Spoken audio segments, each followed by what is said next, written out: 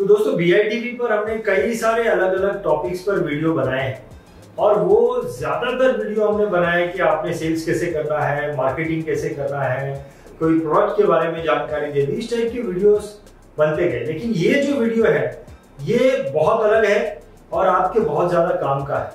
देखिए, as a insurance adviser, as a mutual fund advisor या as a general insurance advisor, आपने कभी ऐसा सोचा कि एक जो हमारा कस्टमर है उस कस्टमर को कुछ भी प्रॉब्लम हो जाए उसके लिए अलग अलग तरह की बॉडीज बनी हुई है।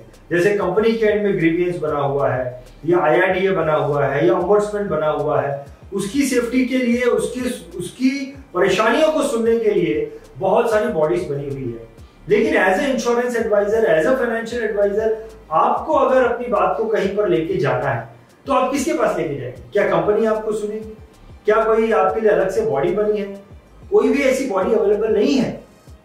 तो किसी के मन में तो ये सोच आनी चाहिए कि इस प्रकार की कोई बॉडी हो।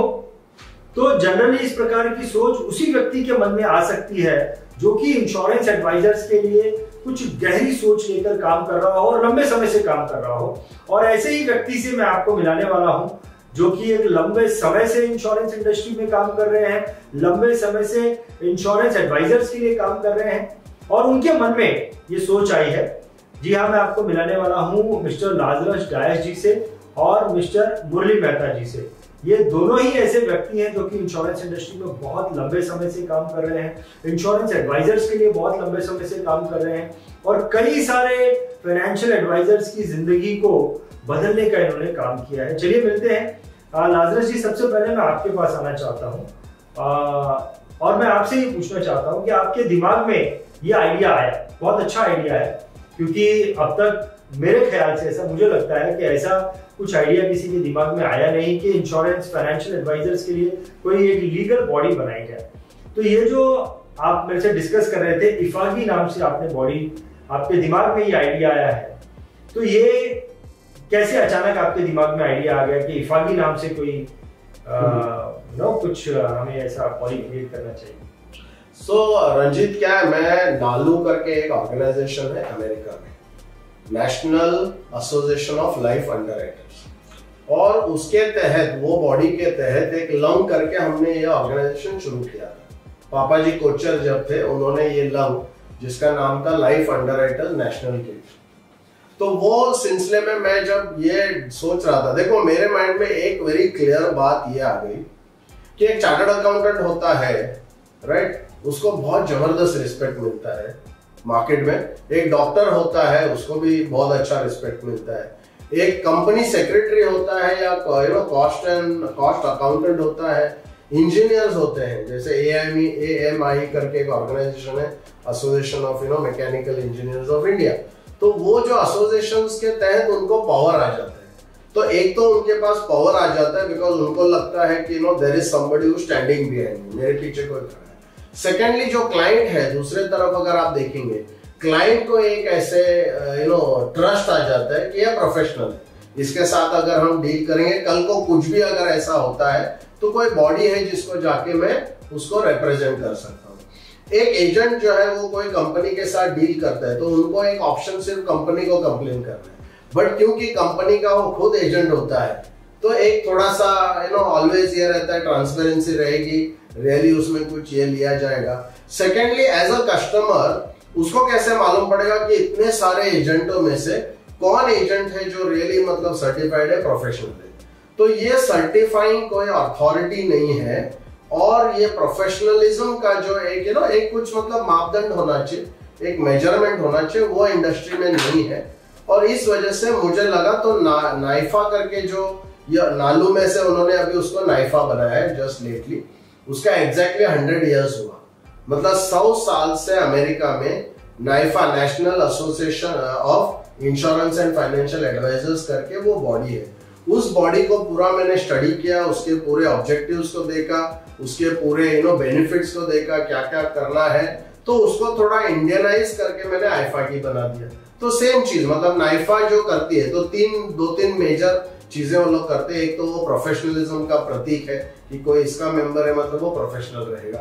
सेकंड जो है उसमें कि क्या होता है कि मेरी कोई अगर दुखी दास्तान है एक पूरे इंश्योरेंस इंडस्ट्री की, एडवाइजर्स की, तो जो रेगुलेटर्स है, जो गवर्नमेंट है, ये कभी इसका कोई सुनवाई होता नहीं है। बहुत दिनों यहाँ वहाँ कम लोगों से वो लोग बात करते, बट एक अथॉरिटी वाला ऑर्गेनाइजेशन नहीं होता है जिनको हम अपना व्यू प्रेजेंट कर सकें। तो वो एक सेकंड जो मेजर जो चीज है जो होती है। और तीसरा जो है वो बेसिकली हम लोग जब मतलब एक एजेंट को एक बिजनेस कैसे मैनेज करना, मैनेजमेंट कैसे करना, टेक्नोलॉजिकल जो एक सपोर्ट कैसे लेना, उसके बारे में किसी को पता नहीं होता है। तो कोई तो ऐसा ऑर्गेनाइजेशन या बॉडी रहेगा जो रिसर्च करेगा, जो पता लगाएगा मार्केट में क्या चल रहा है। एक ओवरऑल हर एक कंपनी अपनी रिसर्च करती है उसके प्रोडक्ट की, बट एक इंश्योरेंस एजेंट रिसर्च कर सकेगा नहीं, अकेला वो नहीं कर सकते। और आज कोई ऐसी बॉडी नहीं है इंडिया में जो एक एजेंट के तरफ से एक मार्केट में क्या चल रहा है। जैसे आज हमारा एक बहुत बड़ा दुख है वो ये है कि मिलेनियल्स के साथ कैसे डील करना। आप देखेंगे अच्छे से अच्छे लोग उधर पानी कम हो जाते हैं, तो उनको हैंडल ही नहीं कर सकते। बट क्या कोई ऐसी बॉडी है जो इसका रिसर्च करेगी, एक ऐसा प्रेजेंट करेगी कि बाबा ये इनका रिक्वायरमेंट या इस प्रकार से लोग देखते हैं। तो वो अगर जब होगा तो हर एक एडवाइजर को इंडिविजुअल एडवाइजर नहीं कर सकते। तो हमको चाहिए ऐसी कोई बॉडी जो ऐसे जाके आने वाले दिनों में जो जो बदलाव होने वाले हैं उसको रिसर्च करके एजेंट के सामने उसको प्रेजेंट करे और एजेंट को इक्विप करे वो हैंडल करने। इसके लिए ये तो नाइफा का जो है वही ऑब्जेक्टिव्स है मेरे माइंड में। इफागी का ये थॉट आया और इसका नाम आपने जो है इफागी रखा है। सो इसका नाम है insurance and financial advisers guild of India. Okay, तो मेहता जी ये जो कॉन्सेप्ट लाजरस ने बताया है, आपके हिसाब से क्या ये कॉन्सेप्ट आपको नया लगता है? क्योंकि मुझे तो कई सारे इंस्टीट्यूट ऐसे दिमाग में आ रहे हैं, जैसे valueresearchonline.com है, काफी सारी चीजें स्टडी करके देता है, और कई सारे इंस्टीट्यूट जैसे IIDA के इंस्टीट्यूट है जो शिक्षा भी देते हैं, और कई सारे और भी प्राइवेट इंस्टीट्यूट हैं जो कि एक आवाज उठाने का भी काम करते हैं। तो आपके इसके ऊपर क्या विचार है कि मीन्स ये कुछ अलग चीज है या फिर वही हो रहा है जो मार्केट में हो रहा है?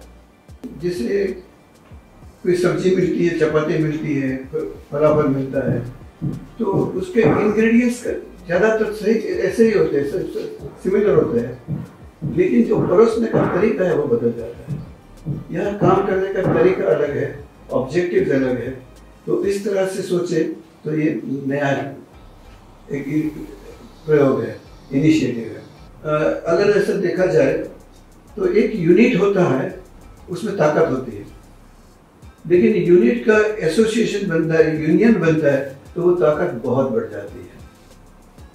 हमारे जो फाइनेंशियल एडवाइजर्स है बहुत काबिल है, बहुत होशियार है, और उसमें से किसी ने तो बहुत सुप्रीमली अच्छा परफॉर्मेंस किया है। अगर ये सब लोग इकट्ठे हो जाए तो बहुत बड़ा रिजल्ट आ सकता है। इससे association of financial advisers by the advisers for the advisers, जो डेमोक्रेसी की बात है। इसमें जो प्रयोग है, जैसे लाजरस जी ने बताया, प्रोफेशनलिज्म लाने की बात है। अगर HNI से काम करना है, NRI से काम करना है, तो प्रोफेशनलिज्म लाना बहुत जरूरी है। और आज का जमाने में प्रोफेशनलिज्म बहुत जरूरी हो गया है। That two is the survival of the fastest professional.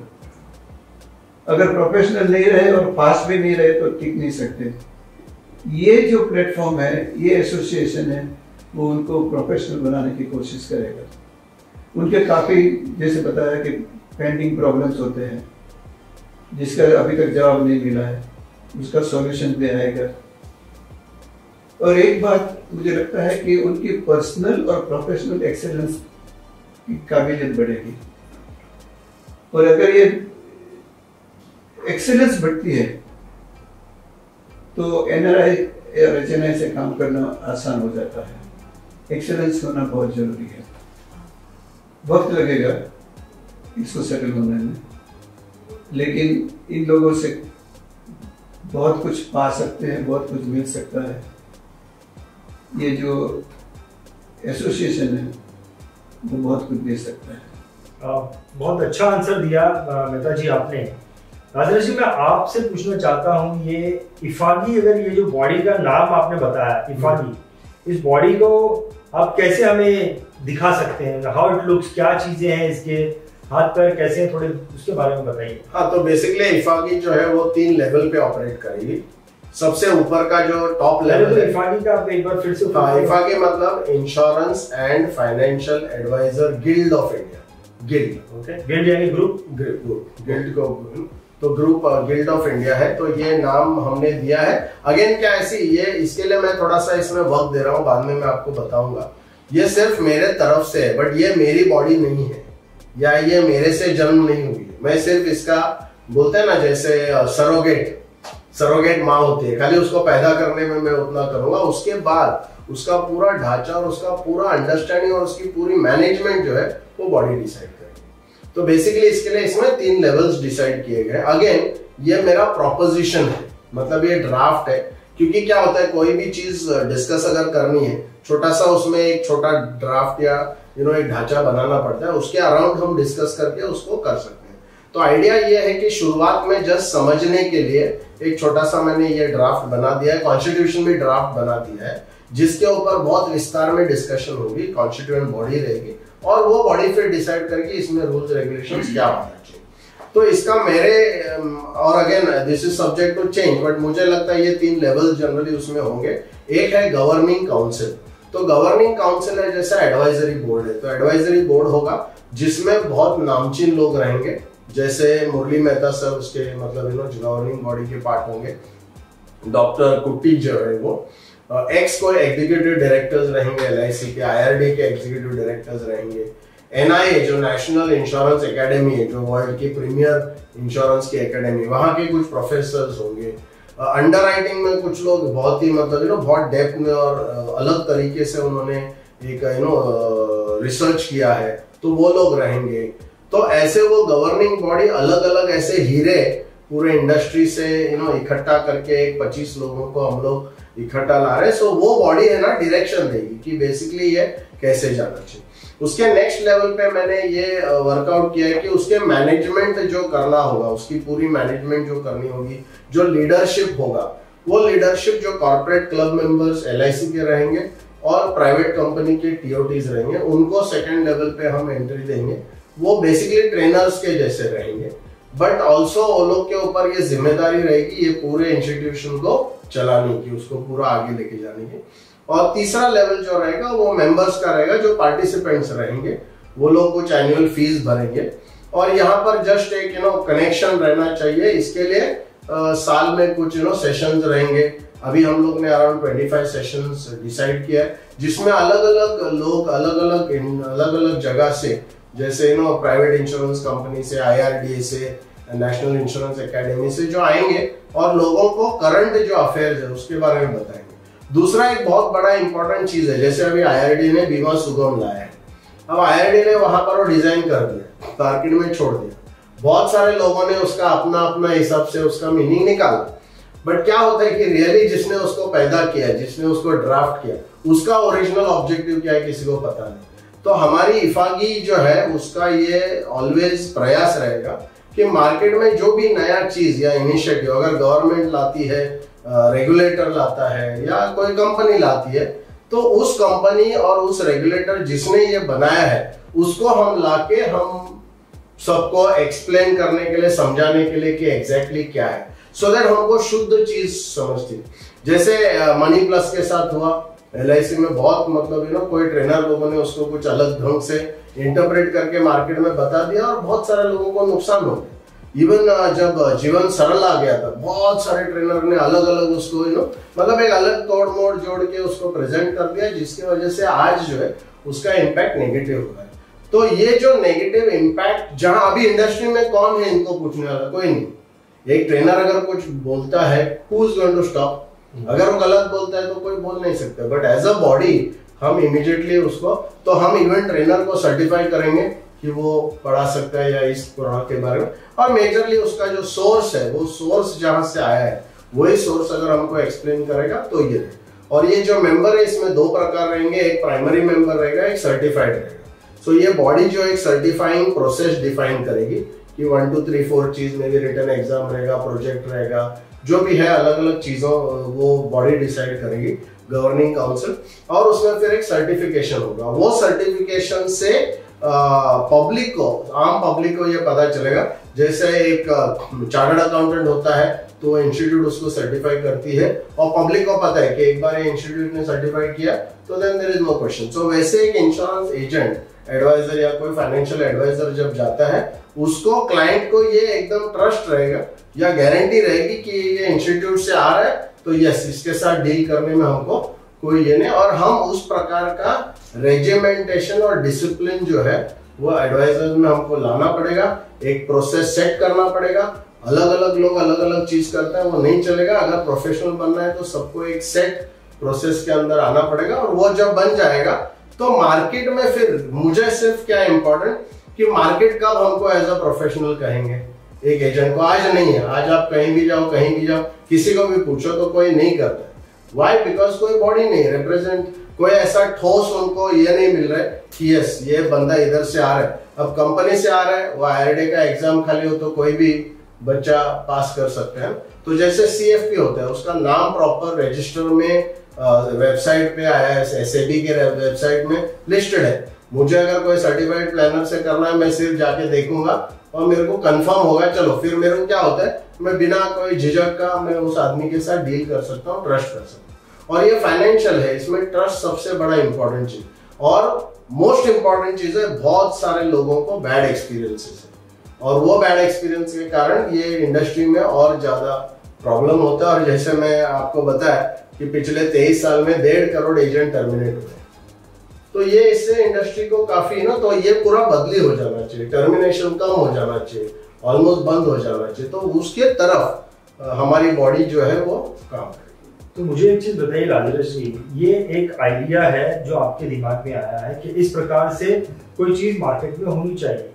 आपने ऐसे बोला कि जो भी फाइनेंशियल एडवाइजर इसमें आकर मेंबर बनेंगे, लोग जो है उन पे ट्रस्ट करेंगे क्योंकि ये इसके मेंबर हैं। लोग क्यों ट्रस्ट करेंगे?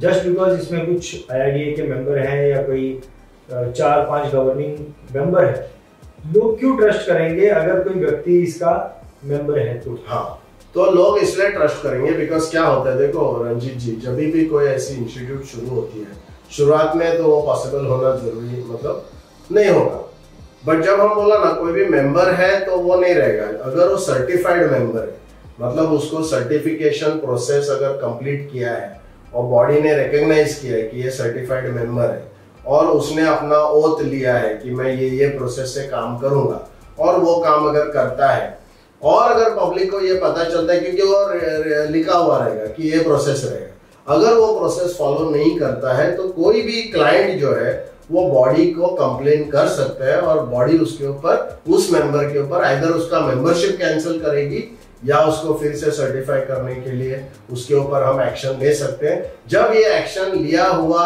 दिखेगा मार्केट में, तब लोगों को विश्वास होगा कि यार मैं मतलब ये रियल बॉडी, तो वो क्या होगा, over a period of time होगा। तो आज जैसे डॉक्टरों का है या चार्टर्ड अकाउंटेंट का है, वैसे ही शायद 5 साल बाद इंश्योरेंस एजेंट के ऊपर भी लोगों का जो है विश्वास बैठ जाएगा, बट वो over a period of time, क्योंकि वो एक्सपीरियंस के तहत। तो अगर ये बॉडी रियली उस प्रकार से काम करती है कि काफी अच्छा प्रॉपर प्रोफेशनल अप्रोच डिसाइड करती है और एकदम स्ट्रिक्टली उसको फॉलो करती है, तो मुझे लगता नहीं कि कोई उसमें इश्यू होना चाहिए। So what exactly आपका ऑब्जेक्टिव क्या है? ये इफागी आप जो इंस्टीट्यूट तैयार कर रहे हैं, what exactly is the objective? क्या आपके मन में कस्टमर का बेनिफिट प्रायोरिटी है, एडवाइजर का बेनिफिट प्रायोरिटी है?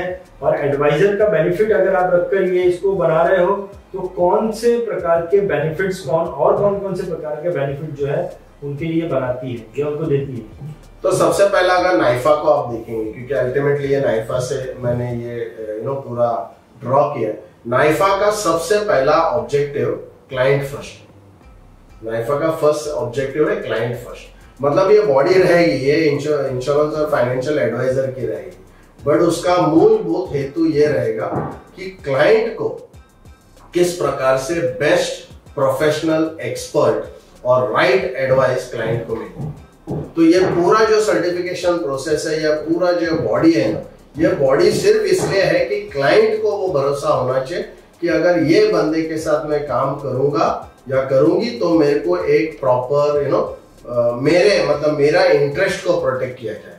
तो ये बॉडी प्राइमरीली क्लाइंट का, अगर आप देखेंगे इसके पीछे, क्योंकि क्या होता है कि देखो एक क्लाइंट को ट्रस्ट होने के लिए मैं एडवाइजर के लिए काम करूंगा तो वो फिर यूनियन जैसा होता है कि मैं एडवाइजर हूं। मैं यूनियन की बात नहीं कर रहा हूं, उसके लिए अलग अलग ऑर्गेनाइजेशन है, वो अपने अपने लेवल पे वो लोग काम कर रहे हैं, विच इज गुड और वो होना चाहिए। मैं ये सोच रहा हूँ कि क्लाइंट के तरफ से क्या है, क्लाइंट के तरफ से कोई बॉडी नहीं जिधर वो अपना आवाज उठा सके। यस, मतलब कंज्यूमर कोर्ट और ये सब है, बट वो कैसा है ना, वो थर्ड पार्टी है। It has nothing to do with, मतलब मैं वहां जाऊंगा थर्ड पार्टी जैसे उधर कंप्लेन करूंगा, वो उसको बुलाएंगे, बट यहाँ कैसा है, वो बॉडी है। लोगों को डर लगेगा कि मेरा सर्टिफिकेट ऐसा होना चाहिए कि उसको डर लगना चाहिए कि मेरा सर्टिफिकेट कैंसिल नहीं होना चाहिए।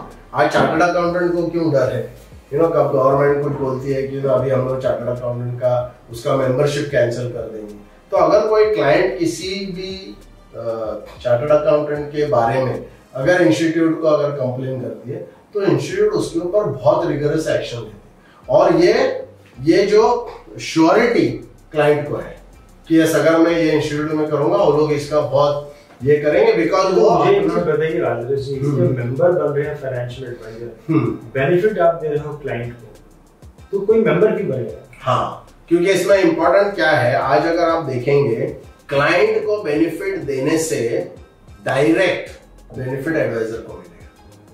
क्योंकि जब इंस्टीट्यूट भी बनता है like chartered accountant institute, direct benefit chartered accountant के लिए नहीं है, वो तो क्लाइंट के लिए है।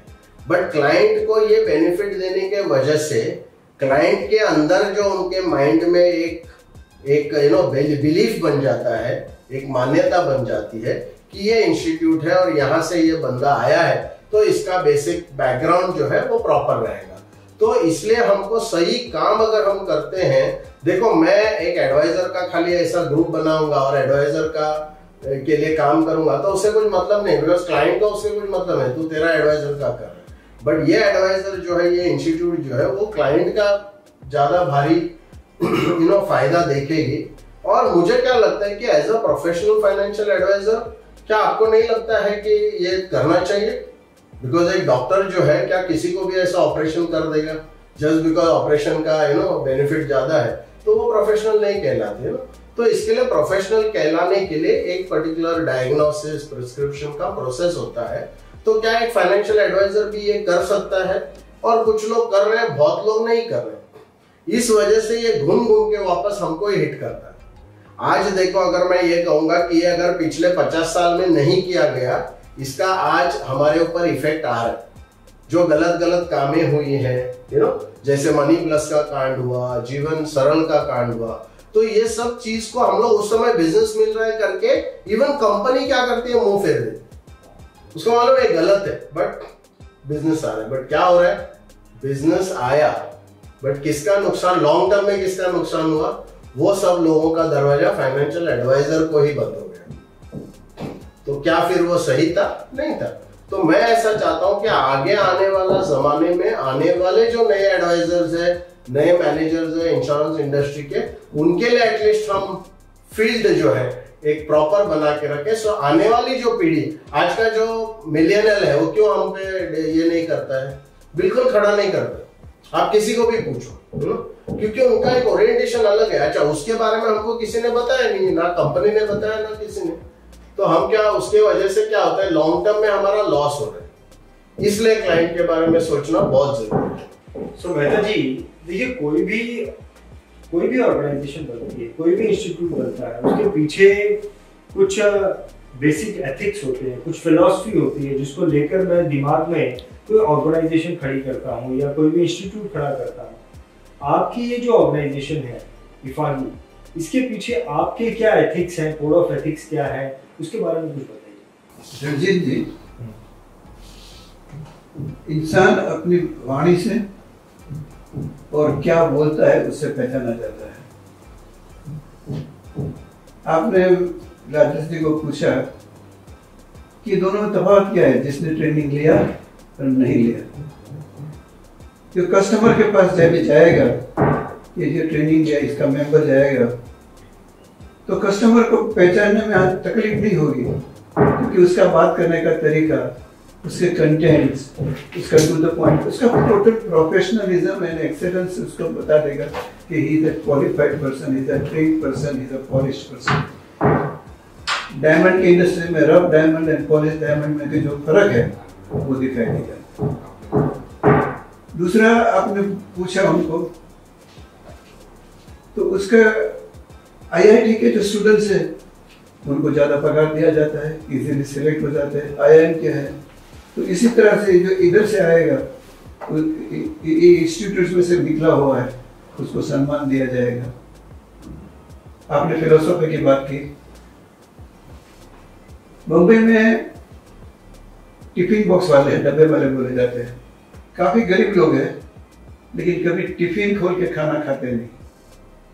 घर में बच्चे भूखे होंगे तो एक एक चपाती निकाल दी, उसमें तो फर्क नहीं पड़ेगा, एक हफ्ते तक चलेगी, लेकिन नहीं लगाते क्योंकि उसकी फिलोसॉफी है। महाराष्ट्र में एक मंदिर है जेजोरी करके, वहां उसमें लिखा है कि अन्न देवता भव, तो अन्न को वो देवता मानते हैं, इसलिए ये फिलोसॉफी की वजह से वो गलत काम नहीं करते टिफिन बॉक्स के साथ। मेरा भी टिफिन आता था, 0.00009% गलतियां रही थी। एक दफा बारिश में गिर गया था, एक दफा किसी और का आ गया था, बस। इतनी एक्यूरेसी से काम करते हैं कि अमेरिका से लोग स्टडी करने को आए थे। अभी बात रही एथिक्स कौन से है, तो ये जो बात मैंने बताई, ये अभी एक इनिशियल स्टेज में है, इसमें बदलाव आ सकता है, चर्चा हो सकती है, कम किए जा सकते हैं, बढ़ा सकते हैं। ऑनेस्टी, कस्टमर को एक तसल्ली होनी चाहिए कि इस इंसान के साथ मैं काम कर रहा हूँ, ट्रांसपेरेंसी भी है और ऑनेस्टी भी है। कस्टमर को कांटेक्ट में रहने वाला इंसान पसंद आता है, तो कांटेक्ट में रखेंगे। और कंप्लायंस चाहिए, उसको जो करना है वो सही तरह से करना और तुरंत करना बहुत जरूरी है। कॉन्फ्लिक्ट ऑफ इंटरेस्ट भी नहीं होना चाहिए और प्रोफेशनलिज्म वेरी हाई होना चाहिए। ये शुरुआत के एथिक्स के पॉइंट्स है, इसमें ऐड करेंगे, कम करेंगे और फिर फर्क आ सकता है। जो लोग के पास फिलॉसफी है वो जीवन में बहुत आगे निकल जाते हैं और लोग उनको ज्यादा सम्मान देते हैं। ये इंस्टीट्यूट देखेगा कि हर एक मेंबर के पास एक पावरफुल पॉलिसी हो, खुद की भी हो और इंस्टीट्यूट की भी हो, उसको ज्यादा सम्मान मिलेगा। बहुत बढ़िया, बहुत बढ़िया। सो आपकी जो फिलॉसफी है, आपकी जो एथिक्स है, डेफिनेटली नो डाउट ये आपके इंस्टीट्यूट की, आपकी सोच की नींव है। अब अगर एंड में मेहता जी मैं आपसे पूछूं, ये जो इफागी नाम की आपकी जो संस्था है, आप लोगों की जो संस्था है, अगर इसको सरल भाषा में 3-4, बहुत सारी डिस्कशन हमने की, अगर कुछ 2-3-4 लाइन में आपको बोलना हो तो इसका समराइजेशन आप क्या रखेंगे? ये बहुत बड़ा काम है, लाजस जी और मैं और कुछ चुने हुए लोग काम अकेले नहीं कर सकते। लाजस जी मेरे मंतव्य से इंश्योरेंस इंडस्ट्री के कोलंबस से लंबी सफर करके कॉन्टिनेंट ढूंढ निकालते हैं। तो वो बहुत रिसर्च करते, बहुत पढ़ते हैं और नए नए इनिशिएटिव निकाल देते हैं। ये एक ऐसा इनिशिएटिव है, अगर सही तरह से लिया गया तो काम करने का पूरा तरीका बदल देगा और इंडस्ट्री के लोगों को एक सम्मान की दृष्टि, फाइनेंशियल एडवाइजर्स को सम्मान की दृष्टि से देखा जाएगा। सबको मिलकर काम करना बहुत जरूरी है। अकेले लाजस जी और मैं और कुछ चुने हुए लोग कर सकते हैं, ऐसा मैं नहीं मानता। वक्त लगेगा, लेकिन एक जोरदार इनिशिएटिव लेना है, सबको साथ में मिलकर इसको पुश करना है कि जल्दी हो जाए। It's a very good initiative, very very good initiative. बहुत बढ़िया, बहुत बढ़िया। आपके एक्चुअली इस आइडिया से मैं बहुत प्रभावित हुआ। कुछ एक आउट ऑफ द बॉक्स जाकर, क्योंकि इतने सारे लोग हैं, इतनी सारे इंस्टीट्यूट हैं, लेकिन किसी ने इस लेवल तक सोचा नहीं, और आपने ये सोच निकाली है। जैसा कि आपने कहा थोड़ा लंबा समय लगेगा, लेकिन चीज़ों को डेफिनेटली किया जा सकता है, क्योंकि आपकी आपने इतना लंबा समय दिया है, तो डेफिनेटली। इसमें और एक चीज है रंजीत जी जो एक्चुअली हम लोग बताना भूल गए। प्राइमरली क्या है कि ये जो ऑर्गेनाइजेशन है, जैसे अभी मुरली मेहता सर ने शुरुआत में कहा, it is for the adviser by the advisor, it's of the advisor, मतलब it's for the adviser by the. What is the meaning of that? इसका कोई करता धरता नहीं। अभी शुरुआत में जैसे मैंने कहा ना, मैं जैसे एक सरोगेट होता है जो खुद बच्चा पैदा नहीं, दूसरे का बच्चा जो है पैदा है तो इफाकी जो है ये एक्चुअल बच्चा है एडवाइजर से, मैं खाली सरोगेट हूँ।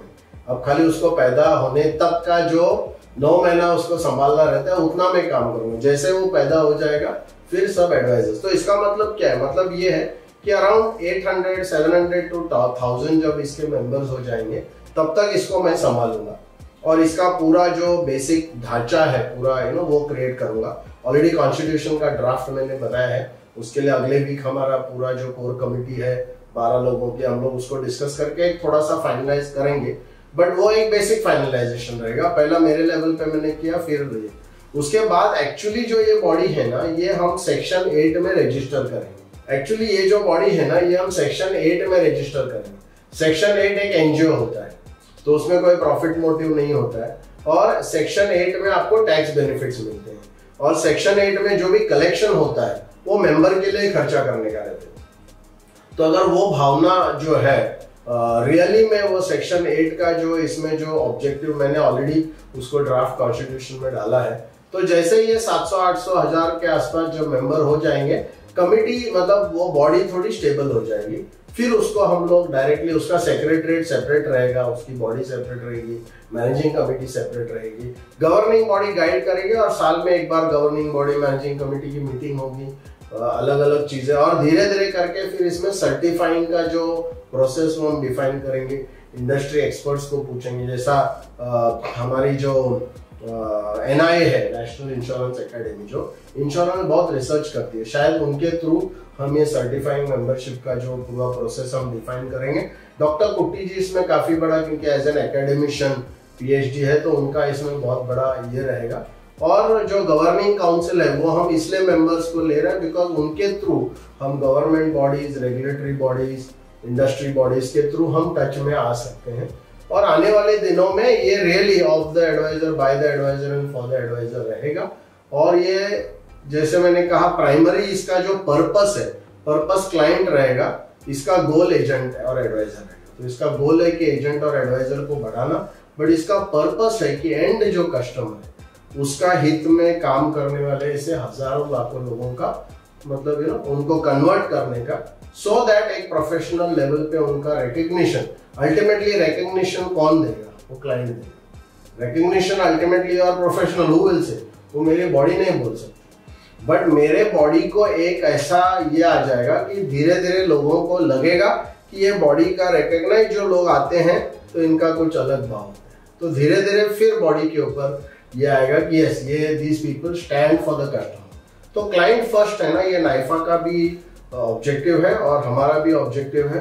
कोई भी हिसाब से हम क्लाइंट के हित में जो है, क्लाइंट के इंटरेस्ट में जो है, और क्लाइंट के बेनिफिट जो है, वो अगर हम देखेंगे, अपना बेनिफिट ऑटोमेटिकली रहेगा। जैसे मैं फाइनेंशियल एडवाइजर को पढ़ाता हूँ कि आपका पर्पस क्या होना चाहिए, your purpose is to help your client achieve his goal with minimum cost.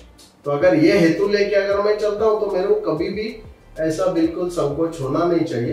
तो आई थिंक ओवरऑल ये बॉडी का जो है एक एनजीओ टाइप बनाना रियली, मतलब मैं खुद एजेंट रहा हूँ, एडवाइजर रहा हूँ, ट्रेनर रहा हूँ, और ये इंडस्ट्री ने बहुत मुझे कुछ दिया है, और एज अ रिटर्न बैक, अभी कुछ तो मुझे रिटर्न बैक करना है, तो इसलिए ये ऑर्गेनाइजेशन बनाऊंगा। और जिस दिन ये इंडिपेंडेंटली चलने लगेगा, I will be the happiest person.